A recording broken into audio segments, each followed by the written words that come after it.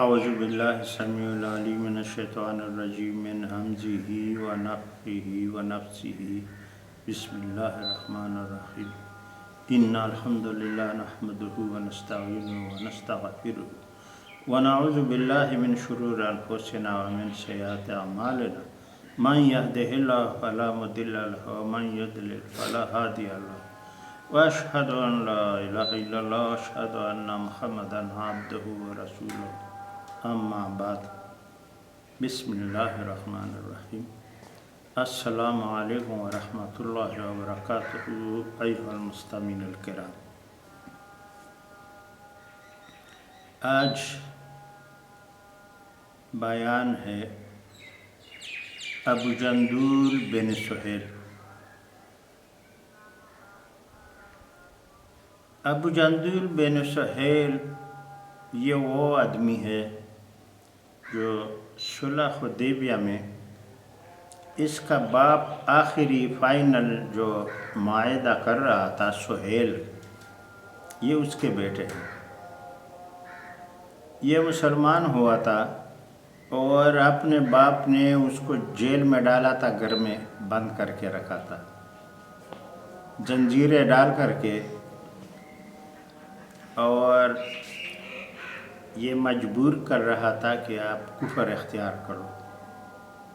اس نے بولا کہ میں ایسا نہیں کروں گا۔ جب ان کو پتہ چلا کہ نبی علیہ السلام حدیبیہ تک آئے ہوئے ہیں اور لشکر بھی ہے، بمائے لشکر، اور میرا باپ اس کے ساتھ صلح کرنے کے لیے قریش اور رسول اللہ صلی اللہ علیہ وسلم کے مابین صلح جو 10 سال کا ہوا تھا، بعد میں قریش نے توڑ دیا۔ یہ اپنے زنجیریں سنبھالتے سنبھالتے وہاں حدیبیہ کے میدان میں پہنچ گیا، گھر سے بھاگا، ابھی زنجیروں میں باندھا ہوا تھا۔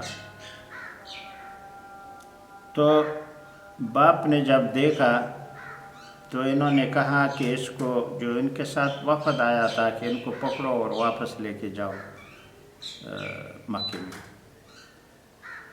اس نے بہت شور مچایا کہ یا رسول اللہ، میں سلام لایا ہوں، میں مسلمان ہوں، اور کہیں تقریباً 1.5 سال سے یا کچھ اوپر سے انہوں نے مجھے باندھا ہے، میں بہت کمزور بھی ہو گیا ہوں، اور مجھے ان کو واپس نہیں کیجیے۔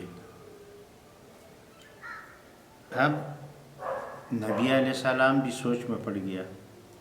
سہیل نے قسم کھایا کہ میں یہ صلح کا دستخط نہیں کروں گا جب تک کہ تم مجھے میرے بیٹوں کو حوالے نہیں کرو۔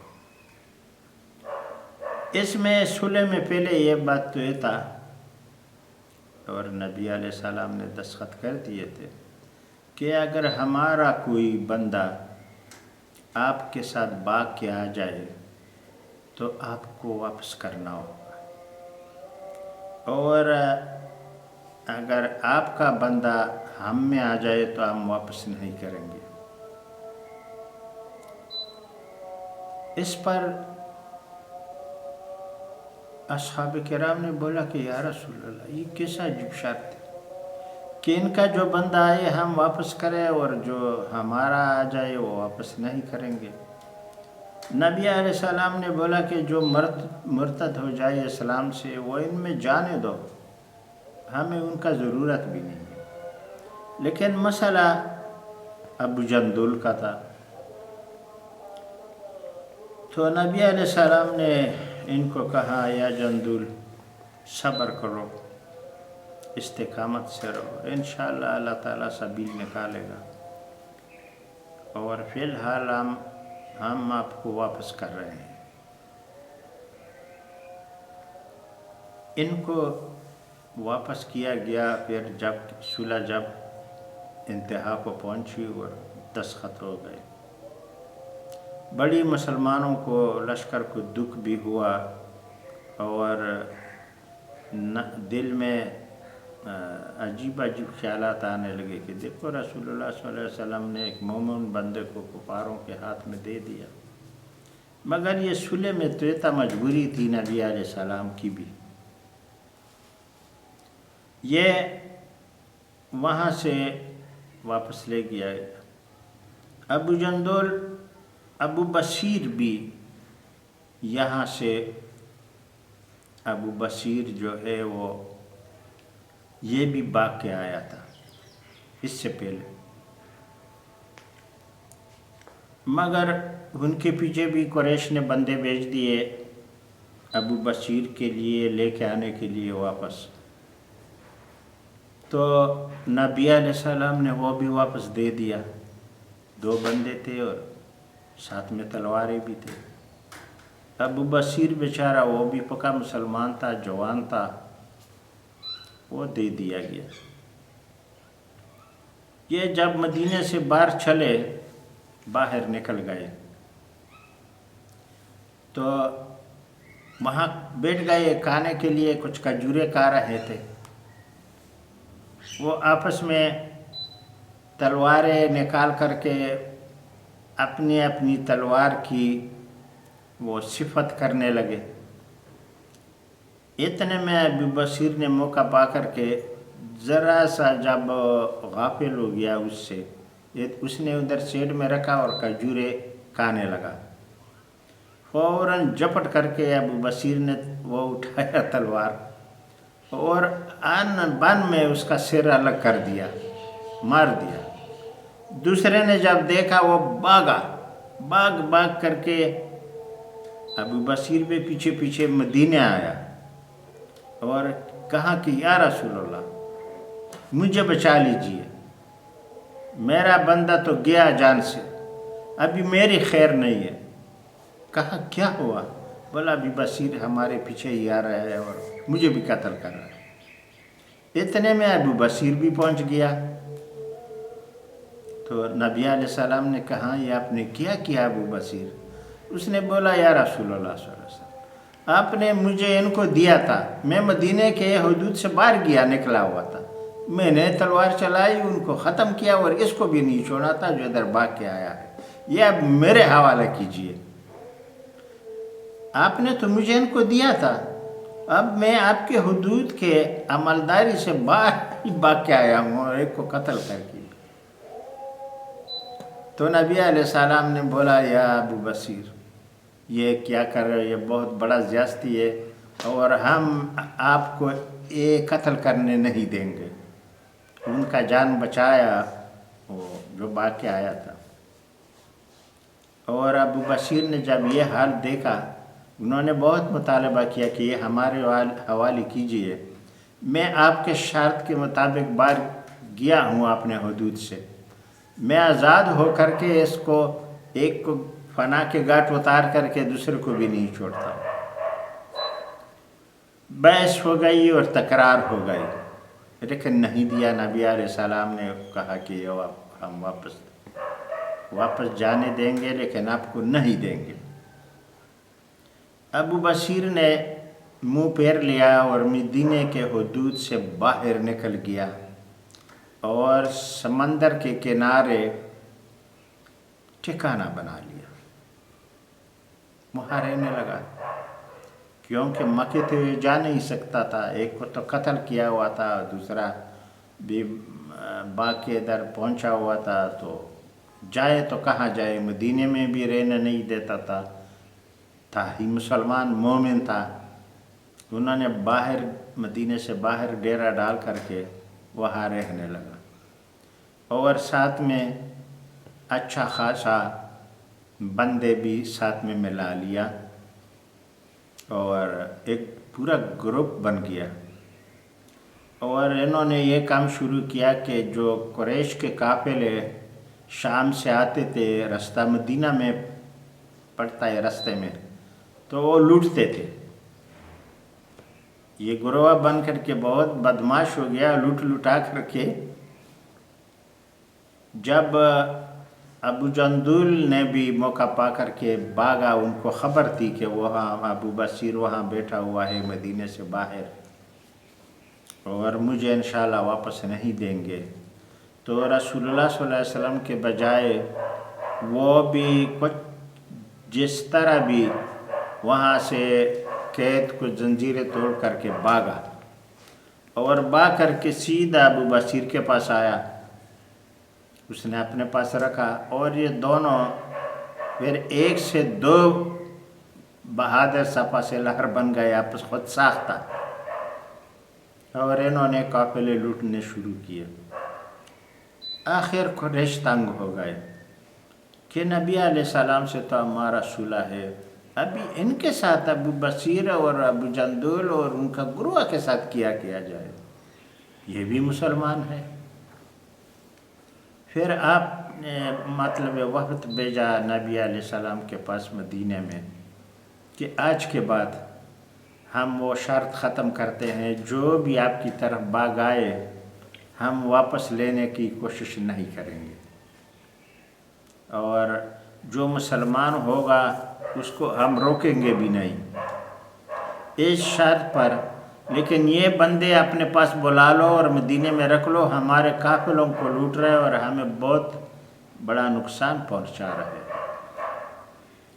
تب نبی علیہ السلام نے ان کو پیچھے آدمی بھیجے اصحاب کرام، اور ان کو بولا کہ ابو جندل اور ابو بصیر کو اور ان کا جو گروہ ہے سارے ادھر لے کے آؤ۔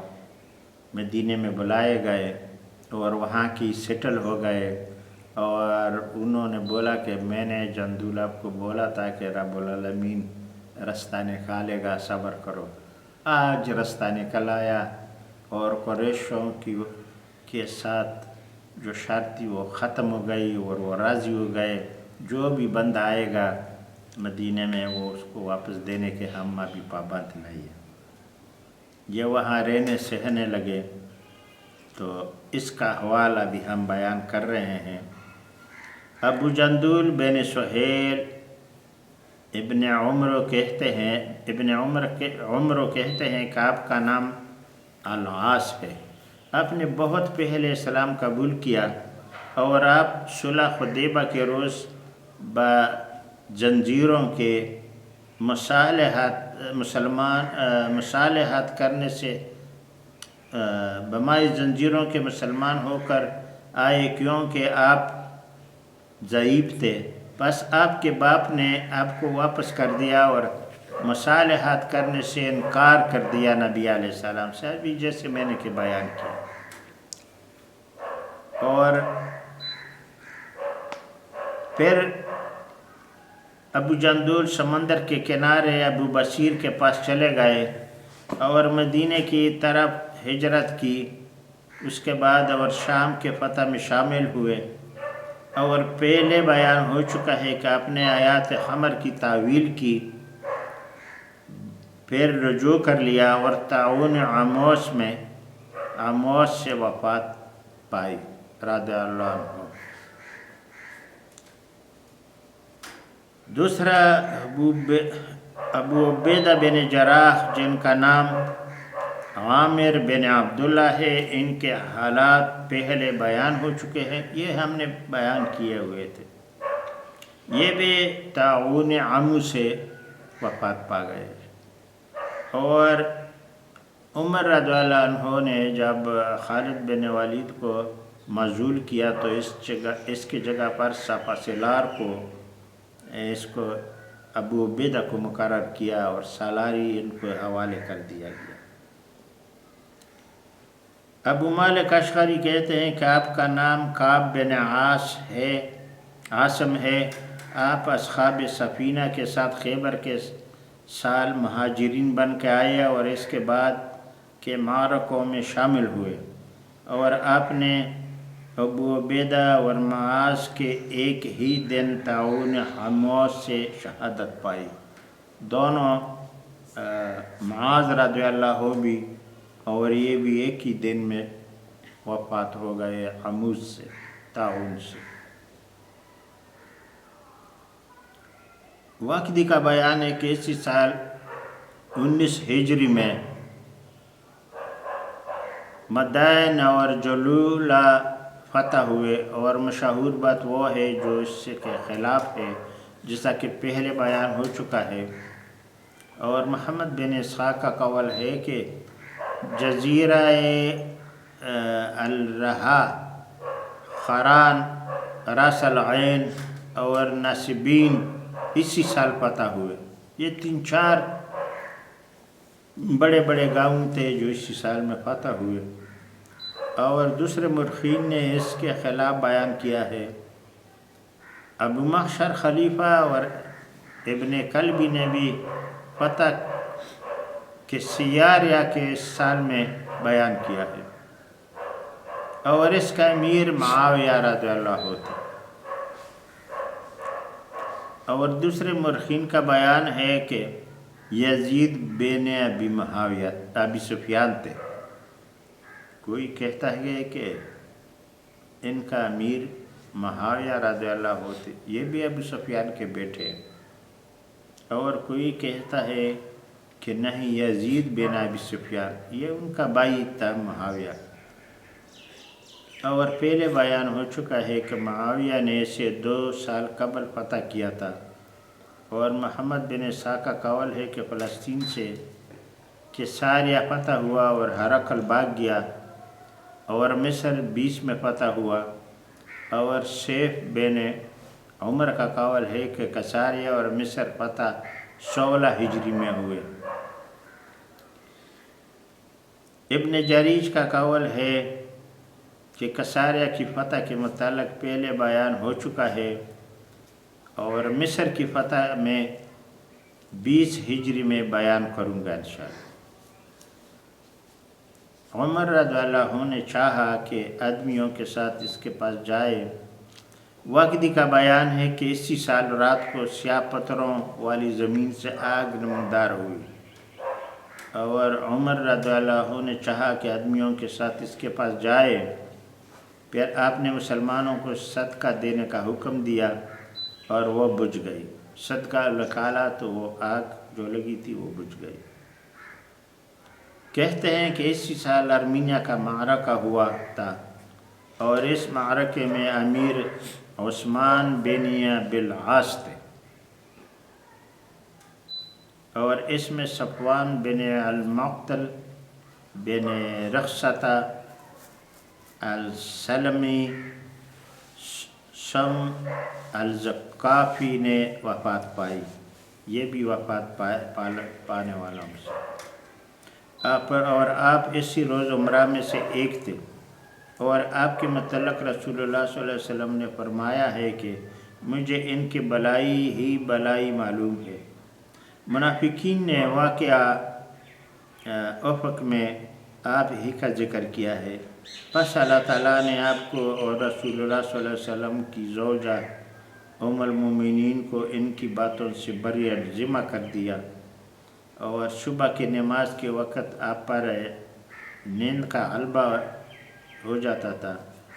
سنن ابو داود وغیرہ میں بیان ہوا ہے کہ آپ شاعر بھی تھے۔ پھر آپ کو راہ علام شہادت نصیب ہو گئی۔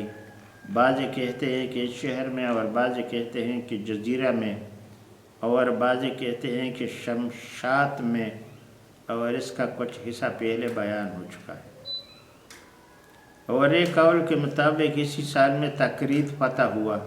یہ عراق میں بڑا شہر ہے جہاں پر پٹرول کے بڑے بڑے ذخیرے ہیں، اور صحیح یہ ہے کہ وہ اس سے پہلے فتح ہوا ہے۔ اور اسی میں ہم نے بیان کیا کہ رومیوں نے عبداللہ بن حذافہ کو قید کر لیا، اور اسی سال کے ذو الحجہ میں ارض عراق میں جنگ ہوئی، جس میں مجوسیوں کا امیر شہرک قتل ہو گیا، اور اس روز مسلمانوں کے امیر الحکم بن بالعاص رضی اللہ عنہ تھے۔ ابن جریر کا قول ہے کہ اسی سال عمر رضی اللہ عنہ نے لوگوں کو حج کرایا، اور شہروں میں آپ کے نائبین اور قضا ہی وہی لوگ تھے جو اس سے پہلے تھے۔ اسی سال میں وفات پانے والے اعیان کا ذکر۔ اسی سال میں وفات پائی اعیان نے، ان میں سید القرا ابی بن قاب بن قیس بن عابد بن زید بن معاویہ بن عمر، مالک بن نجار، ابو المنظر اور ابو الطفیل الانصاری النجاری بھی شامل ہے۔ یہ آدمی بھی سارے وفات ہو چکے ہیں اسی سال میں۔ آپ نے عقبہ اور بدر اور ان کے بعد کے معرکوں میں شمولیت اختیار کی۔ آپ جلیل القدر سردار تھے اور آپ ان 4 خزرجی قراء میں سے ہے جنہوں نے رسول اللہ صلی اللہ علیہ وسلم کی زندگی میں قرآن جمع کیا تھا، اور آپ نے ایک روز عمر رضی اللہ عنہ سے فرمایا کہ میں نے اس سے قرآن سیکھا ہے جس سے جبرائیل علیہ السلام نے سیکھا ہے، اور وہ اس کی تعریف میں رتب اللسان تھے۔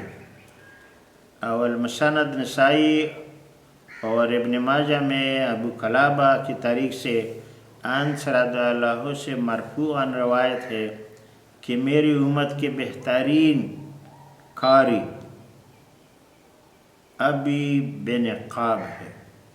یہ زبردست قاری تھا، کاتبی وحی بھی ہے، اور قرآن کمال سے پڑھتا تھا اور درس بھی دیتا تھا۔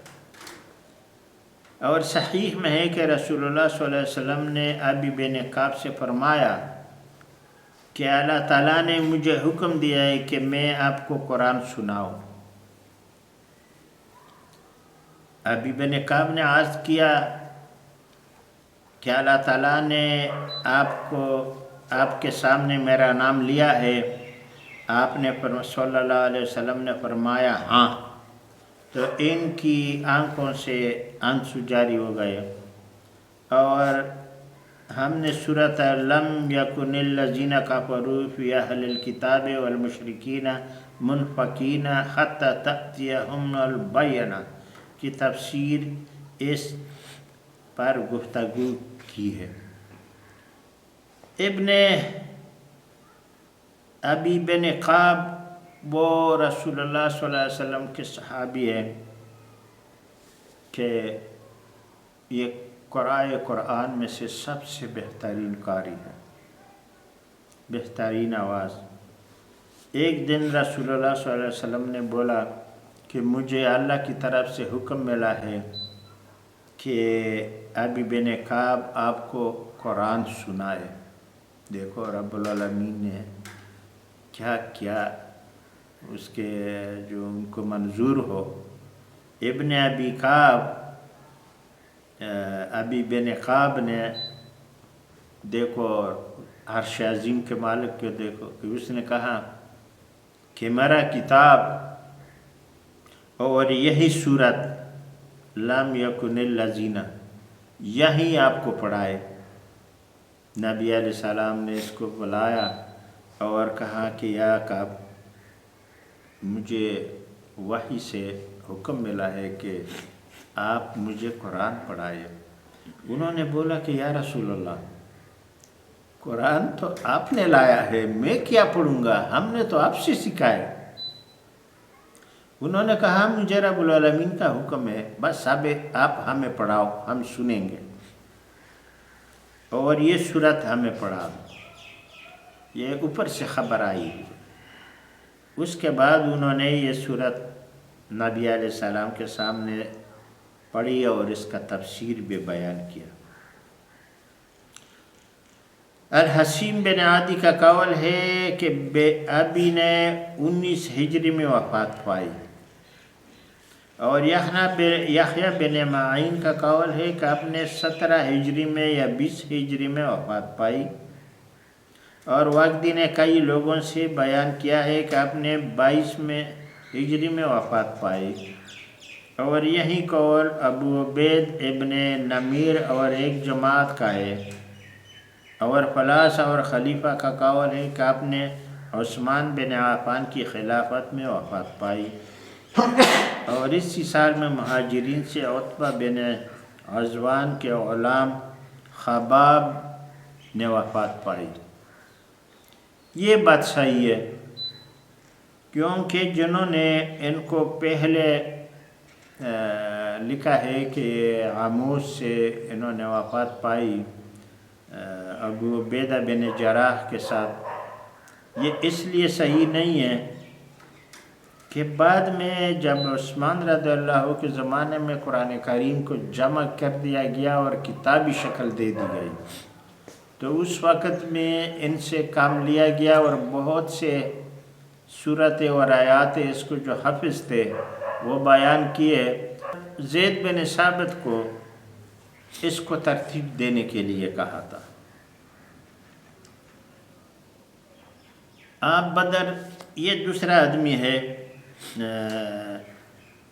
اسی سال میں مہاجرین میں سے عتبہ بن عزوان کے غلام خباب نے وفات پائی۔ آپ بدر اور اس کے بعد کے معرکوں میں شامل ہوئے۔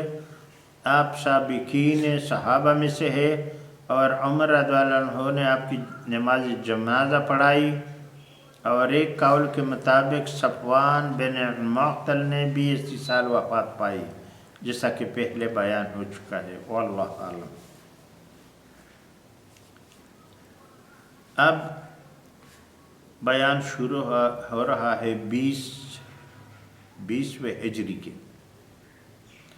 محمد بن اسحاق کا بیان ہے کہ اسی سال میں مصر فتح ہوا، اور یہی قول واقدی کا ہے کہ مصر اور اسکندریہ اسی سال میں فتح ہوئے، اور ابو محشر کا قول ہے کہ مصر 20 ہجری میں فتح ہوا اور اسکندریہ 25 میں فتح ہوا، اور سیف کا قول ہے کہ مصر اور اسکندریہ